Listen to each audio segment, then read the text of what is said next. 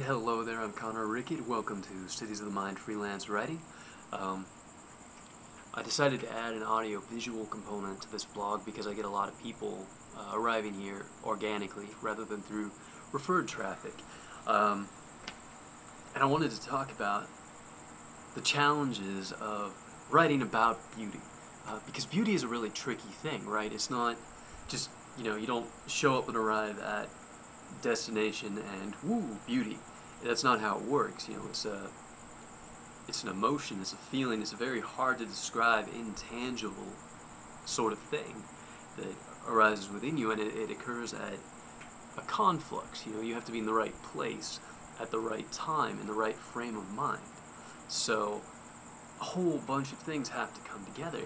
Now you can see from a technical standpoint why that is so difficult as a writer to create, because you have, the essence of writing is, one person writes a thing, and then you bring all these other people, hundreds, hopefully thousands, or even millions of people together on this page, and you try to put them in the same frame that you've created.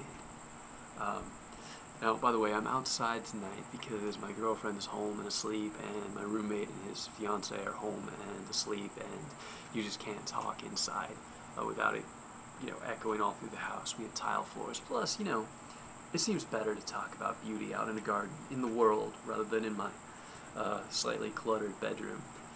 Anyway, when we're facing this challenge, the big thing we have to do as writers is put people in that frame.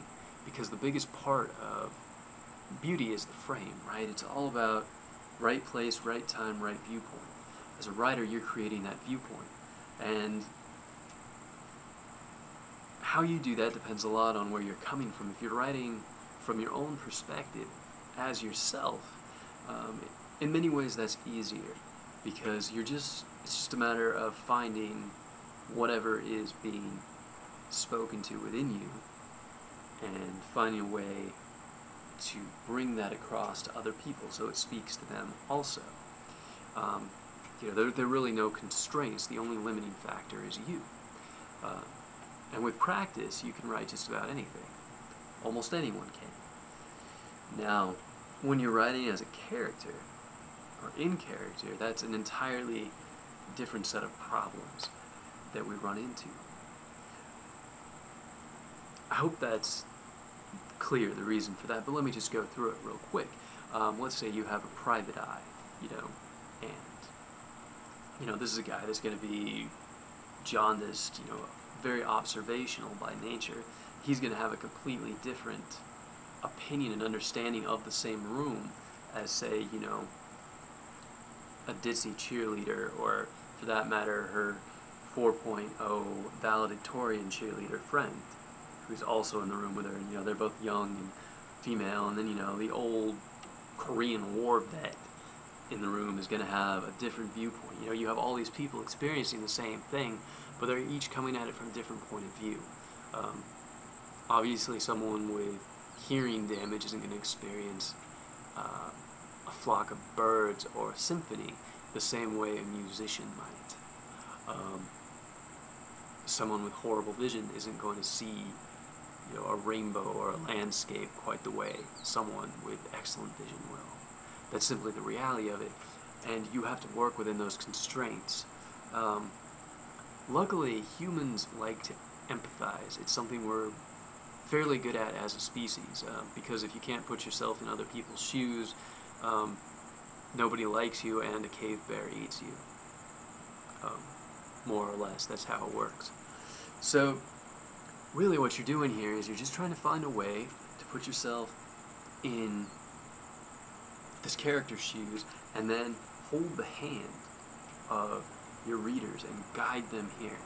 Just give them a reason to care about the character, though, and they'll start to emphasize. We like to see things from other people's point of view, especially when, we're actually looking through their eyes. It's very easy to empathize. You can empathize with the villain, the hero, anyone, really, given the chance.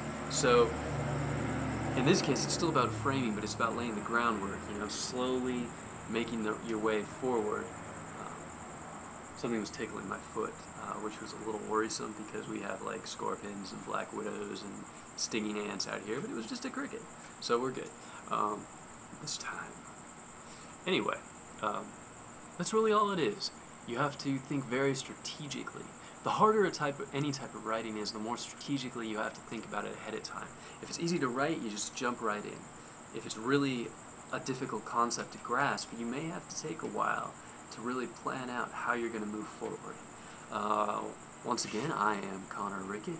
This has been a video for Cities of the Mind, freelance writing, and I'm out of here. Have a good night.